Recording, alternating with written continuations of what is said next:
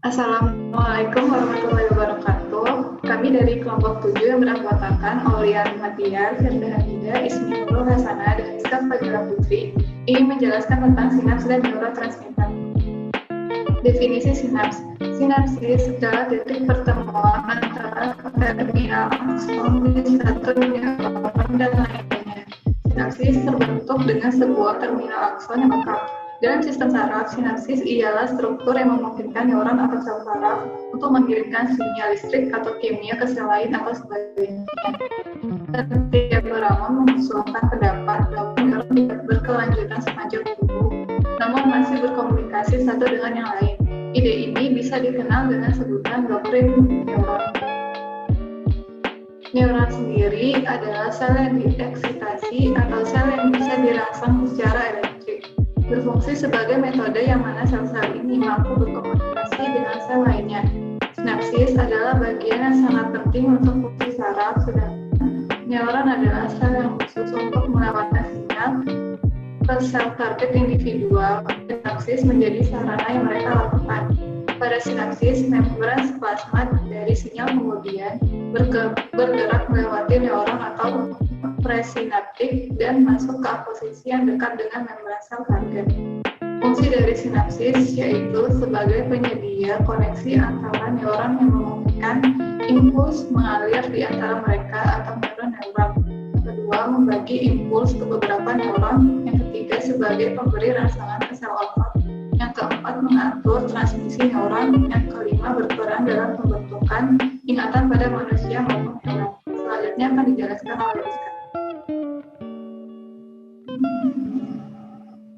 Sinapsis yang kedua, yang pertama sinapsis kimia dan yang kedua sinapsis listrik.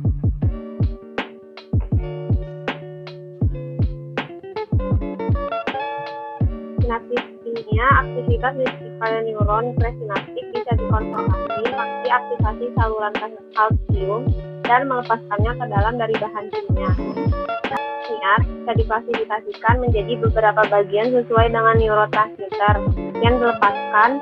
Yang pertama, glutamatergik atau rangsangan, yang kedua GABAergik, penghambatan, ketiga cholinergik seperti vertebrata, neuromuscular junction, dan yang keempat adrenergik, melepaskan norepinefrin.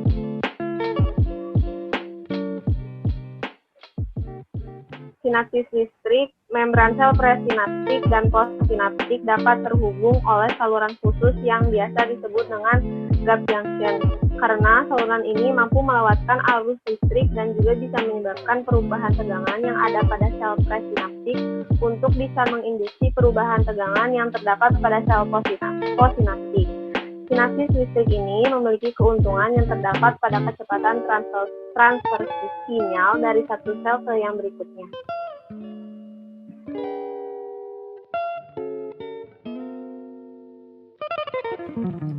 Cara kerja sinaps yaitu sinaps listrik atau sel berkontak langsung.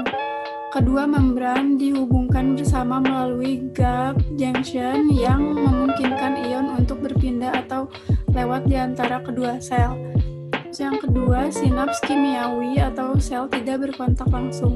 Sinyal ditransmisikan ke sel lain menggunakan neurotransmitter ditemukan pada sebagian besar pada sinaps antara neuron dan semua sinaps antara neuron dan sel lain.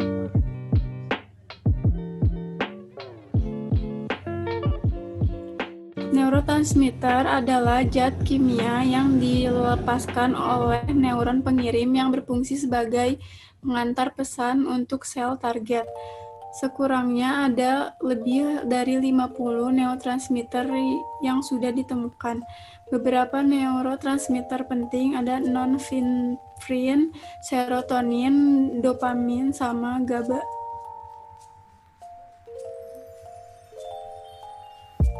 Neurotransmitter berdasarkan efeknya dibagi menjadi neurotransmitter eksitasi, meningkatkan rangsangan listrik pada membran postsinaptik melalui modulasi aliran ion transmembran untuk memfasilitasi transmisi potensial aksi.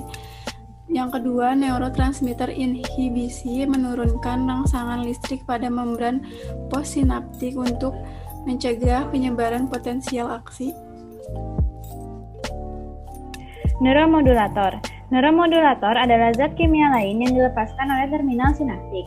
Neuromodulator berfungsi untuk mengubah kekuatan transmisi antar neuron dengan mempengaruhi jumlah neuron transmitter yang diproduksi dan dilepaskan.